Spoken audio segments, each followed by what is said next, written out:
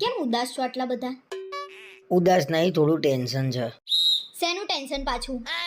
અરે એટીએમ માંથી પૈસા ઉપાડીને ઘેર આવવા નીકળ્યો, પાકીટ પડી ગયું. તે મળ્યું કે નહીં? અલ્યા ભાઈ નહીં મળ્યું. મળ્યું હોય તો ટેન્શનમાં આવું? કેમ આવા સવાલ પૂછું છું? હાવ બુદ્ધિ નહીં તમારામાં. એક પાકીટ નહીં આજ વ્યક્તા.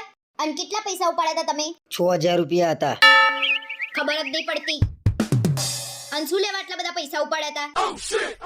અરે ભાઈ દિવાળીનું બોનસ આવ્યું હતું, મેં કીધું 6000 રૂપિયા ઘેર લઈ જાઉં તો ખરીદી કરવા થાય. કરી નાખી બધાની દિવાળી તમે તો. ઠેકાણા જ નહીં તમારા. લો હેડો હવે જમી લો. માર નહીં જમવું, મારું મૂડ નહીં આજે, તું જમી લે.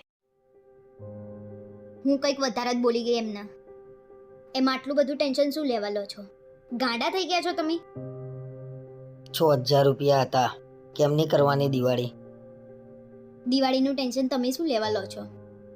અને ઓલરેડી મારા જોડે તો કપડાં પડ્યા જ છે. અને મેં જે બચાયા છે એમાંથી તમારા કપડાં અને દિવાળીનો સામાન લઈ દઈશું આપણે. સારું, વાંધો નહીં. અને 6000 માં આટલું બધું ટેન્શન લો છો તમે? મને પૈસા નહીં વાલા, મને તમે વાલા છો.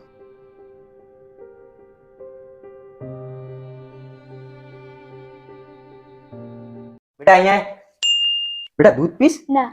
લસ્સી? ના. જ્યુસ? ના. બિલકુલ તારા ઉપર જઈ. કેમ? નક્કી મારું લોહી પીને માનશે. અરે હું શું કહું, આપણે દિવાળીમાં ક્યાં ફરવા જઈશું? આ દિવાળીમાં નહીં મેળાવા. આ દિવાળીમાં બહુ ખર્ચો થઈ ગયો છે. આ રિયા ભાભીને લગ્નના 3-4 વર્ષ થયા ને, તોય આ દિવાળીએ ઉદયપુર જવાના છે. અને મારી પહેલી દિવાળી છે ને, તોય તમે મને ના પાડો છો. રિયા ભાભી ને ઉદયપુર જાય છે? એ બંને જણા એકલા જાય છે કે છ કોઈ જોડે? હા, એ બંને એકલા જ જાય છે.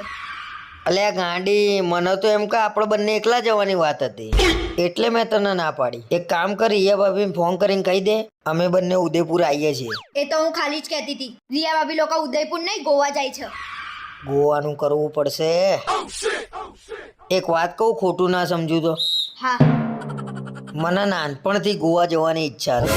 આમાં શું ખોટું ના સમજુ? ખોટું સમજુ એવું તો કામ કરો છો. ખુલ્લે આમ પેલા રિયા ભાભીને પાછળ પડ્યા છો તમે. અરે એવું કઈ નહીં, તું મારા ઉપર શંકા ના કરે. આપણે બંને એકલા જઈશું ગોવા. તમે તેમ કહેતા હતા પૈસા નહીં, તો ગોવા કેમ ના જઈશું? અરે પૈસાનું ટેન્શન ના લે, પૈસાનું સેટિંગ છે મારે. તમને ખોટું ના લાગે તો એક વાત કહું? હા બોલ. હું તો મજાક કરતી હતી. રિયા ભાભી લોકો ક્યાંય નહીં જવાના. એ લોકો તો ગામડે જવાના છે. તો હું ગોવા જવાની તૈયારી કરું? હા કર. આને તો ફેરવીને કાન પકડાય. શું થયું? કઈ નહીં થયું. જે થયું છે ને બોસ, એ તો કહેવા જેવું એ નહીં રહ્યું.